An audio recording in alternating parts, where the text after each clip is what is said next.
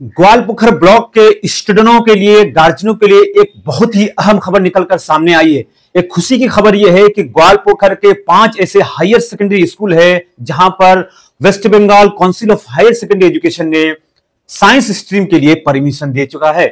जो ग्वालपोखर विधानसभा के तमाम लोगों के लिए एक अच्छी खबर है कि अब यहां के बच्चे दूसरे राज्यों में जाकर, या फिर यूं कहा जाए कि दूसरे हायर सेकेंडरी स्कूलों में उन्हें साइंस स्ट्रीम में 12th के लिए जाना नहीं पड़ेगा। अब वो बच्चे 10th पास कर ग्वालपोखर के इन 5 हायर सेकेंडरी स्कूलों में साइंस स्ट्रीम में पढ़ाई कर सकते हैं, जिसके लिए West Bengal council of higher secondary education ने परमिशन दे चुका है। इन 5 स्कूलों में सबसे पहला नाम धर्मपुर हाई स्कूल का है, जिन्हें 24/7/2025 को ही परमिशन मिल चुका था। वहीं अब और भी 4 स्कूलों को इसकी जो है परमिशन मिल चुकी है काउंसिल की तरफ से, जिसमें ग्वालपोखर लोधन हाई स्कूल है, ठिकरीबाड़ी हाई स्कूल है, इलाही बख्श पांजीपाड़ा हाई स्कूल और भिंडाबाड़ी हाई स्कूल है। इन कुल 5 हायर सेकेंडरी स्कूलों के बच्चों में अब जो है यहाँ पर साइंस की पढ़ाई आप कर सकते हैं। इस पूरे मामले को लेकर हमने ग्वालपोखर लोधन हाई स्कूल के जो टीचर इंचार्ज हैं जावेद असलम साहब से उनसे उनकी प्रतिक्रिया जानने की हमने कोशिश की है।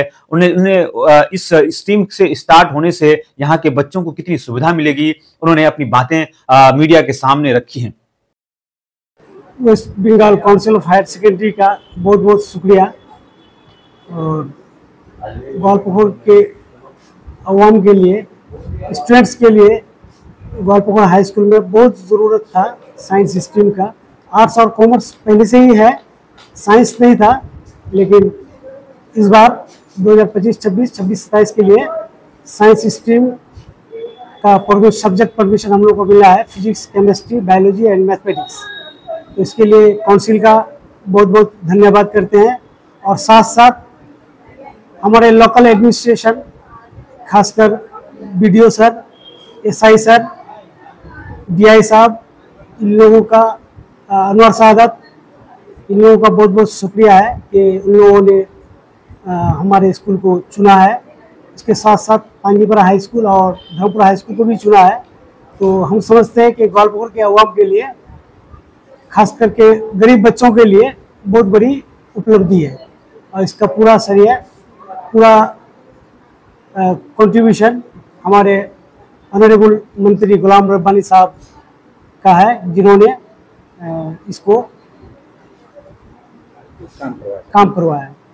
सर, देखा जाए बहुत सारे बच्चे साइंस स्ट्रीम ग्वालपोखर में नहीं होने की वजह से अलग अलग राज्यों में जाके पढ़ाई करते हैं, या फिर जी जी, बच्चों के लिए किस तरह की सुविधाएं देते हैं? अभी तो फिलहाल शुरू हुआ है, तो आगे आगे देखते हैं क्या होता है। सभी सुविधा देनी चाहिए, और हम समझते हैं कि बहुत बड़ी उपलब्धि है ये। सर, देखा जाए कि स्कूलों में वैसी टीचरों की कमी है, और अब साइंस स्ट्रीम आ गया, तो आपके पास टीचर का क्या क्राइटेरिया है, या टीचर है? वैसे एग्जिस्टिंग टीचर साइंस का हम लोगों के पास अवेलेबल है, अभी फिलहाल के लिए हम लोग चला सकते हैं, लेकिन बाद में तो रिक्रूटमेंट होगा। एसएससी का एग्ज़ाम भी हो रहा है, तो रिक्रूटमेंट होगा तो इंशाल्लाह देखते हैं कितना टीचर्स हम लोग को मिल रहा है।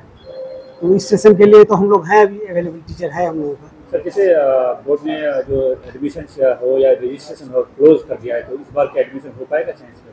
अभी तक तो 4-5 स्टूडेंट्स कांटेक्ट किया है, तो हम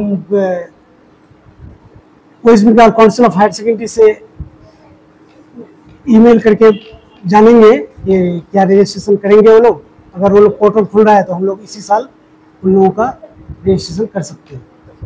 पूरे मामले को लेकर ग्वालपोखर लोधन हाई स्कूल के सीनियर टीचर मंजर सरसान ने भी अपनी बात रखी। वहीं उन्होंने हाई स्कूलों में टीचरों की कमी को लेकर भी अपनी राय रखी। उन्होंने कहा कि जिस तरीके से हाई स्कूलों में टीचरों की जो है रिक्रूटमेंट नहीं हो रही है, उनको लेकर सरकार को, अस्थायी जो जनप्रतिनिधि हैं, जो पॉलिटिकल लीडर हैं, इन लोगों को, खास करके एडमिनिस्ट्रेशन को इस बात की ध्यान देना बेहद जरूरी है, ताकि भविष्य में बच्चों के एजुकेशन में कोई नुकसान नहीं पहुंचे। ये अलग बात है कि अब भी जो है हाई स्कूलों में बच्चों को पढ़ाने के लिए जो टीचर होने चाहिए थे, उतने टीचर मुहैया नहीं हुए हैं, जिसको लेकर बच्ची के भविष्य भी कहीं न कहीं अंधकार हो रहे हैं। यही वजह है कि बच्चे को अपने पढ़ाई मुकम्मल करने के लिए प्राइवेट ट्यूशनों की जरूरत पड़ती है, और उन्हें अपने सिलेबस कंप्लीट करने के लिए ट्यूशन का सहारा लेना पड़ता है। तो साफ तौर पर मंजर सरसार, जो ग्वालपोखर लोधन हाई स्कूल के सीनियर टीचर हैं, उन्होंने सरकार से जनप्रतिनिधि से, अस्थायी एडमिनिस्ट्रेशन से, अस्थायी जो जनप्रतिनिधि है, जिम्मेदार है, उन लोगों से जो है इस पूरे टीचर स्कूलों में जो टीचर की बहाली है, टीचरों की कमी है, उसको पूरा करने की उन्होंने जो है दरख्वास्त एक तरह से की है। आइए हम आपको उनकी बातें भी सुनाने की प्रयास करते हैं। साइंस का परमिशन मिला है तो बच्चों को फायदा तो पहुंचेगा ही, देर से ही सही लेकिन दुरुस्त है। ये पहले ही हो जाना था। ग्वालपखर में ये साइंस का स्ट्रीम का ज़रूरत बहुत पहले से है। यहाँ के बच्चे बहुत मियारी बच्चे जो यहाँ नहीं पढ़ पाते हैं, जिनकी माली हालत अच्छी नहीं है, उनको मजबूरन बाहर जाके पढ़ना पड़ता है। गार्जियन के ऊपर एक काफ़ी माली बोझ पड़ता था। अगर ये स्ट्रीम आइंदा दिन में आज के बाद अगर ठीक से चले ग्वालपखर में, जरूर बच्चों को फ़ायदा होगा, इलाके के लोगों को फ़ायदा होगा, लोगों पर से बोझ घटेगा। बच्चों का जो शौक़ होता है साइंस पढ़ने का, साइंस एंड टेक्नोलॉजी में आगे बढ़ने का, गार्जियनों का भी सपना होता है, वो माली हालत की वजह से उनको जो दुश्वारियाँ आती थी कुछ आसान होगा। सर देखा जाए सर, स्कूलों में टीचरों की कमी है, ऐसे में बच्चों को किस तरह से उनके फैसिलिटी को कंप्लीट करना है? टीचरों की कमी तो पहले से ही है, आज भी है। टीचर रिटायर हो रहा है, रिक्रूटमेंट नहीं हो रहा है। एसएससी का एग्ज़ाम होता है, मामला कोर्ट में पहुंच जाता है। अब ये सारा मसला तो यहाँ से बैठ के हल नहीं हो सकता है, इसमें अदालत का भी मामला है, एडमिनिस्ट्रेशन का मामला है, प्लस यहाँ का जो रिक्वायरमेंट है, ये उर्दू भाषी इलाका है जहाँ यहाँ 90% बच्चे उर्दू हैं। टीचरों की बहाली होती है लेकिन पूरा उर्दू टीचर हम लोग प्रॉपरली नहीं पाते हैं। उर्दू मीडियम के टीचर्स का रिक्रूटमेंट नहीं होता है। लोधन की ही बात नहीं, आप बाकी आसपास के स्कूलों को देख लीजिए। जैनगांव जूनियर गर्ल्स है, इस्लामपुर में उर्दू मीडियम गर्ल्स है, और भी दीगर स्कूल हैं, ठिकरीबाड़ी है, और भी स्कूल्स हैं जहाँ बच्चे उर्दू मीडियम के हैं, लेकिन टीचरों की जो बहाली होती है उर्दू मीडियम में प्रॉपरली नहीं हो पा रहा है। तो यहाँ जो लोग जिम्मेदारान हैं उन लोगों को ये सब चीज़ का ख्याल रखना चाहिए, ध्यान देना चाहिए। जो एसएससी से हम लोग किस तरह से उर्दू टीचरों की बहाली करें ताकि आइंदा साइंस भी चले और सेकेंडरी भी ठीक से चले। जैसे टीचरों की कमी के हो सकता है बच्चे ड्रॉप आउट हो जाए, साइंस से दूसरी जगह चले जाएं, बाद में ऐसा नहीं हो स्ट्रीम ही बंद हो जाए।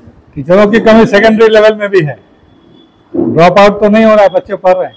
600-650 बच्चे माध्यमिक का एग्जाम देते हैं, 400-450 बच्चे हायर सेकेंडरी का एग्जाम दे रहे हैं यहाँ से। तो इंशाल्लाह ये साइंस में भी बच्चे एग्जाम देंगे, बच्चे अपना बंदोबस्त करेंगे। सरकार की तरफ से अगर रिक्रूटमेंट हो जाए तो इलाका पूरी तरह से फायदा इलाके को पहुंचेगा। तो जिम्मेदारान जो लोग हैं, यहाँ के विधायक और दीगर लोग, इन लोगों को इस बात पर ध्यान देना पड़ेगा कि टीचरों की बहाली साइंस स्ट्रीम में, साइंस का टीचर बहाली जल्द अज जल्द कराना पड़ेगा। एग्जिस्टिंग स्ट्रेंथ काफ़ी नहीं है, हम जो समझते हैं वो बता रहे हैं, काफ़ी नहीं। टीचर्स चाहिए, सब स्कूलों में चाहिए। बहुत सारा वैकेंसी हम लोगों का अभी तक वैकेंट पड़ा हुआ है, एसएससी का नॉन फंक्शनिंग की वजह से जो पूरा नहीं हो पा रहा है। और उर्दू में खास करके उर्दू टीचर्स का रिक्वायरमेंट बहुत ज़्यादा है उर्दू मीडियम का, क्योंकि स्टूडेंट्स उर्दू है, 90% से ज़्यादा स्टूडेंट्स उर्दू है इन स्कूलों में। उस तरह से बहाली होना चाहिए। कितने स्टूडेंट हैं सर आपके? आपको तो बता रहे हैं अराउंड 90% बच्चे उर्दू हैं। हमारे यहाँ टोटल स्टूडेंट अराउंड 3,600 स्टूडेंट्स हैं। उसमें अगर आप 85-90% को अगर उर्दू समझते हैं तो मान के चलिए अराउंड 3,000 बच्चे उर्दू हैं। लेकिन टीचरों की बहाली उस हिसाब से नहीं हो पा रही है। प्रशासन से हम लोग पहले भी ये सब बात कह चुके हैं।